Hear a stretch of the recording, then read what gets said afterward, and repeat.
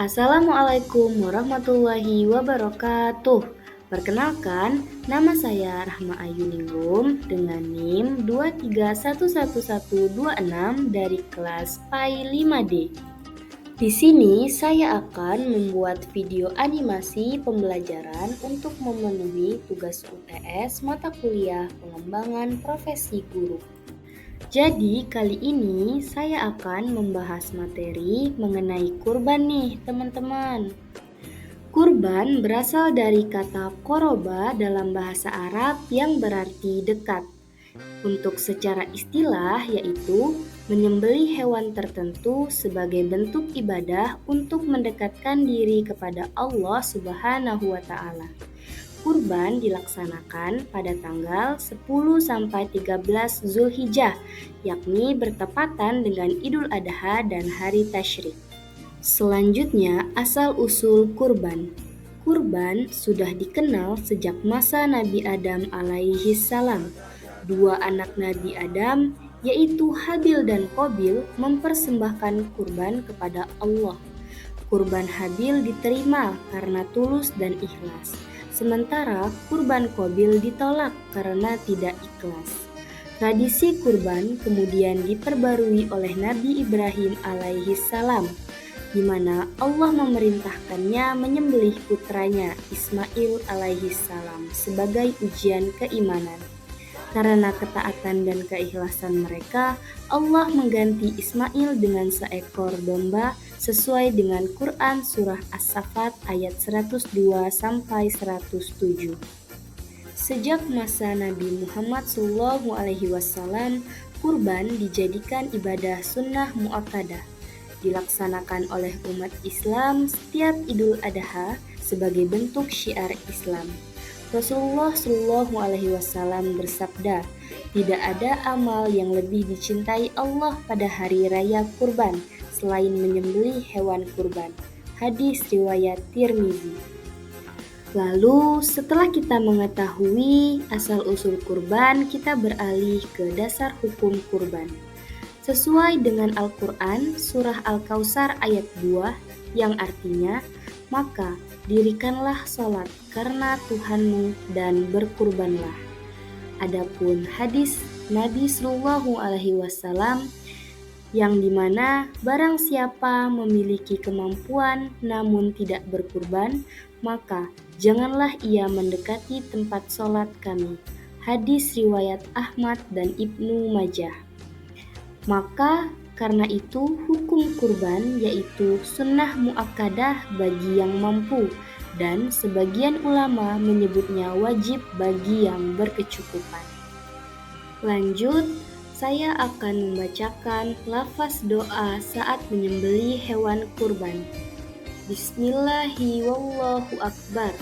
Allahumma hadza minka walaka, hadza anni atau an fulan, yang artinya dengan nama Allah dan Allah Maha Besar. Ya Allah, kurban ini adalah nikmat darimu dan untukmu. Ini adalah dariku atau dari fulan. Lalu, adapun jenis hewan yang diperbolehkan untuk disembelih yaitu yang pertama unta, yang kedua sapi, yang ketiga kambing, dan yang terakhir domba.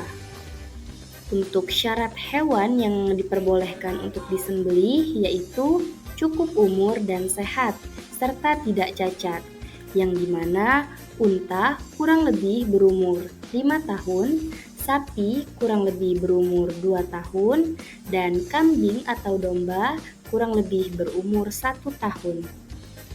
Nah, selanjutnya syarat kurban.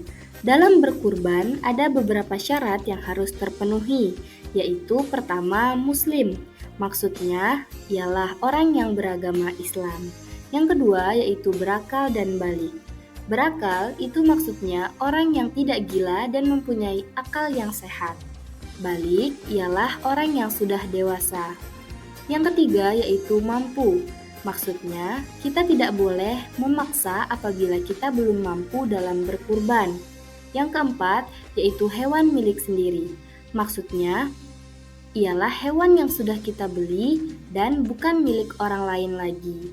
Yang terakhir yaitu bukan hasil curian.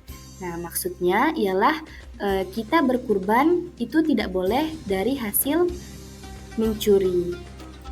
Lanjut, rukun kurban. Yang pertama, niat karena Allah Subhanahu wa Ta'ala. Kurban harus diniatkan karena Allah Subhanahu wa Ta'ala, bukan karena ingin dipuji atau sekedar tradisi.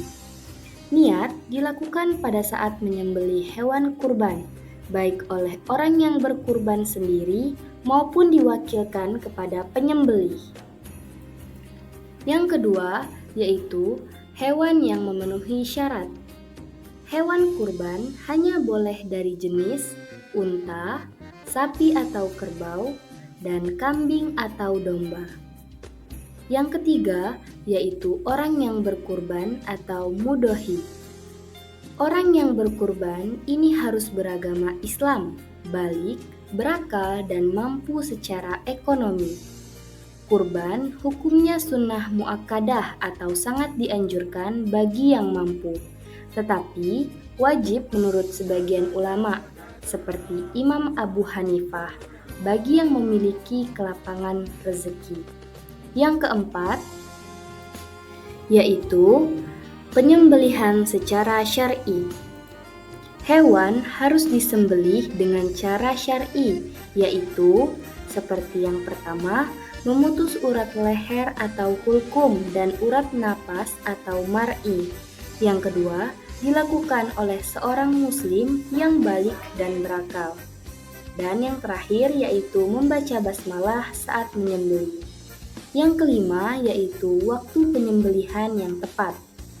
Adapun waktu kurban itu dimulai pada tanggal 10 Zulhijjah setelah sholat Idul Adha dan berakhir pada 13 Zulhijjah atau hari tasyrik sebelum matahari terbenam. Jika disembelih sebelum sholat Id, maka tidak sah sebagai kurban atau hanya dianggap sembelihan biasa. Sampai di sini, apakah teman-teman sudah paham? Kalau teman-teman sudah paham, next kita lanjut.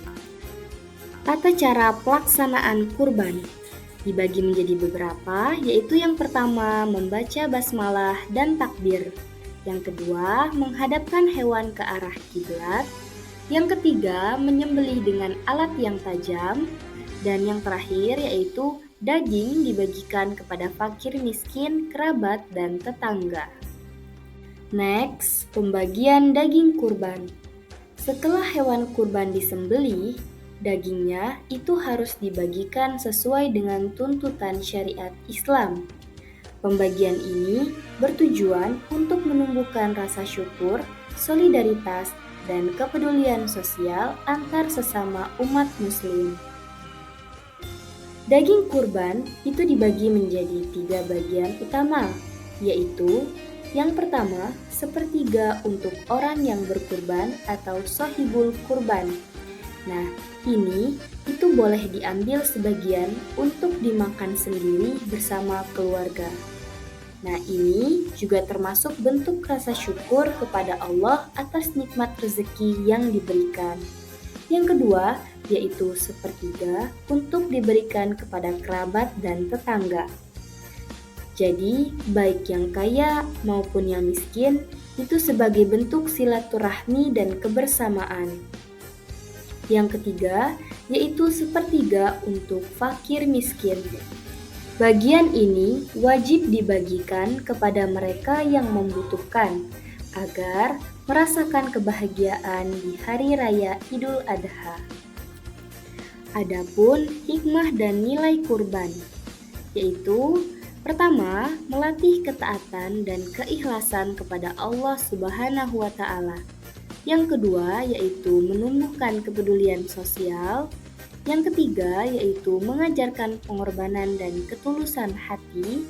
Dan yang terakhir, yaitu meningkatkan rasa syukur dan kebersamaan. Nah, adapun kesimpulan dari seluruhnya, yaitu kurban adalah ibadah yang memiliki nilai spiritual, historis, dan sosial. berawal dari kisah Nabi Adam hingga disyariatkan oleh Nabi Muhammad SAW, mengajarkan kita arti ketaatan, keikhlasan, dan kepedulian. Sekian materi yang dapat saya sampaikan. Semoga apa yang saya sampaikan dapat bermanfaat bagi kita semua. Terima kasih dan sampai jumpa kembali.